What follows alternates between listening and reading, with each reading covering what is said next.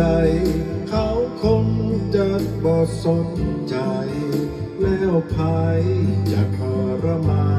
นผิดหวังแล้วมานั่งห้องให้จะโทษภายแจ้งภาย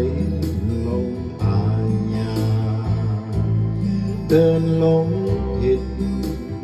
ทางชีวิตมารยาเสียตัวเสียทีเสียท่าน้ำตาเจ้าของหลังนองกับตัวกับใจเสียใหม่ก็ดีมาพบชีวิตอย่าได้มีอักขีเศร้าหมองอักคนที่เขาหักเขาบ่หวังเงินทองหัวใจบ่แม่นสิ่งของก็ลองซื้อได้ขายกันผิดหวังแล้วมาตั้งตัวใหม่เรื่องแล้วไปขอให้เป็นความฝันชีวิตใหม่คงสดใสลาวัน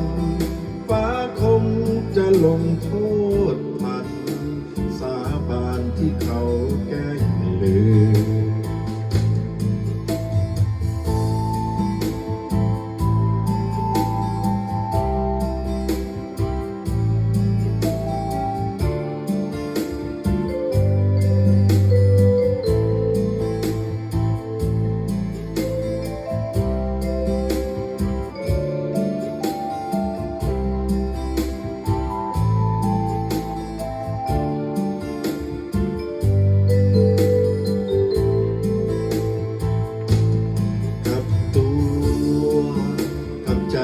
เสียงไม่ก็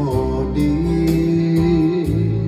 มาพบชีวิตอย่าได้มี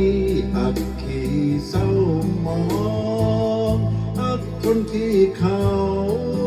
อักเอาบ่หวังเงินทองหัวใจบ่แม่นสิ่งของก็ลองซื้อได้ขายกันผิดหวังแล้วมาตั้งตัวใหม่เรื่องแล้วไปขอให้เป็นความฝันชีวิตใหม่